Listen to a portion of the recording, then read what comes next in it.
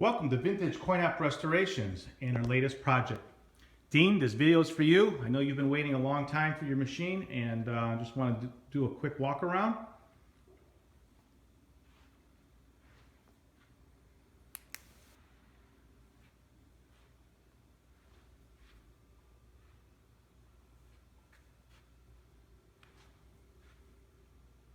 The cabinets are made out of poplar, and poplar is a fantastic hardwood. Stains very nice, very strong, and it does even have some figuring that you can see on the side of this cabinet. The cabinet also has these pinstripes that are actual dados in the wood that we painted. Let's take a quick look at the detail on a buckle here. There's 4 buckles on the machine, and these hold the legs onto the machine. Part of the buckle would stay on the machine, the other half you could take off to take the legs off, but it's extremely sturdy machine, though it is quite heavy also.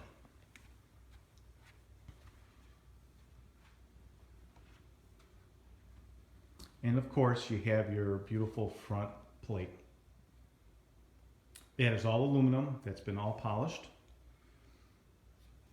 On the right there you have your shooter assembly and your ball lifter.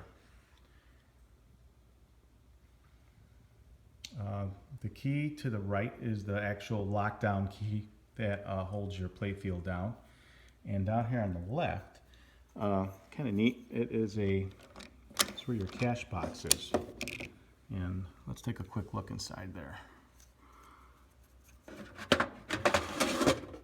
Inside here you have a original cash box, and this little slot here is after the machine is loaded with nickels, any excess winning nickels, it starts to drop them into the machine.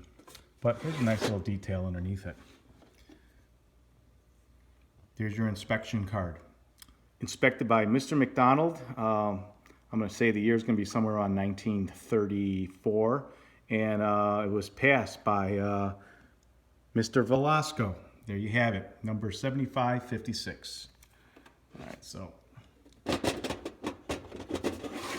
slide that back inside there. And the actual locking mechanism is also original on the machine. There's a little plate there that gets locked into the side. We'll put that in there, and you can also see that as we turn this key, it just throws a little slot and it locks our door in place.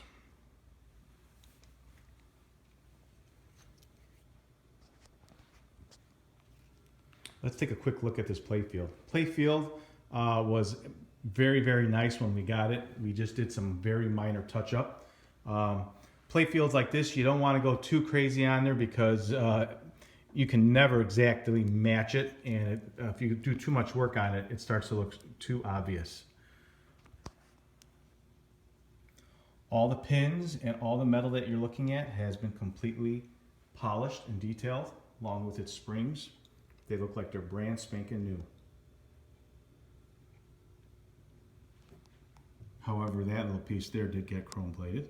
Also on the left and right side, top corners of the machine, though it was not original for this particular machine that we came across, I did find other Sportsman pinball machines that had this little plate. And what it was a aluminum embossed plate sticker that was put onto the machine. And in turn, we had it copied and we put it up on top just as an item that was missing on this particular machine.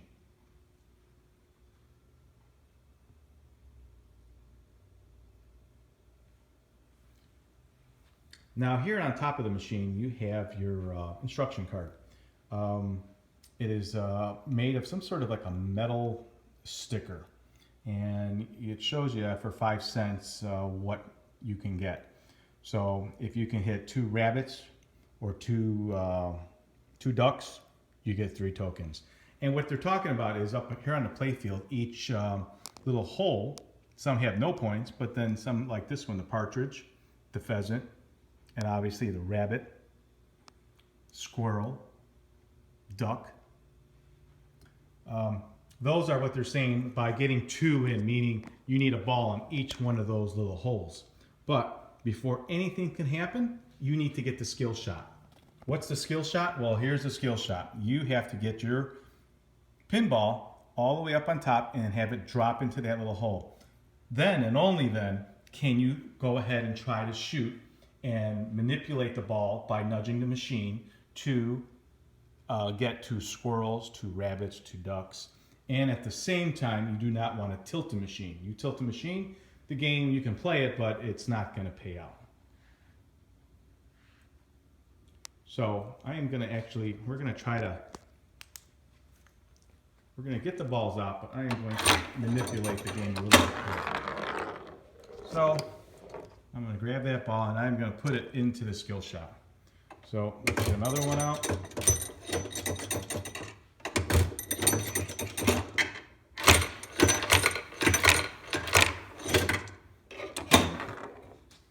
And let's do the pheasant. Put one in the pheasant there.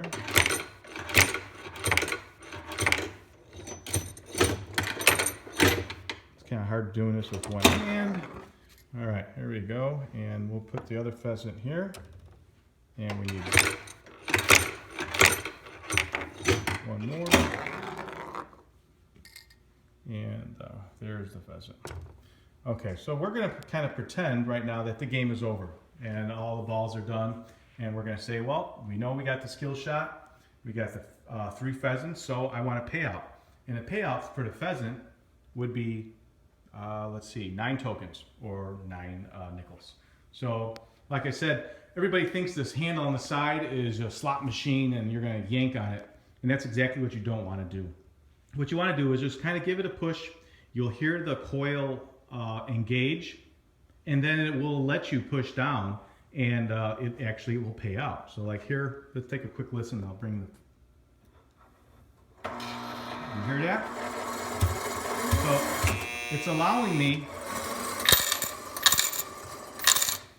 there you have it, the payout of, what did I say, 9 tokens. And what the payout, when it's how it pays in obviously in levels of 3.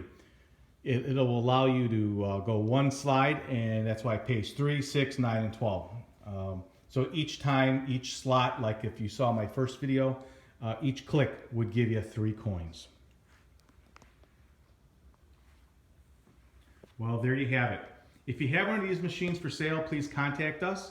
If you have one that needs to be restored, we'd love to do it for you.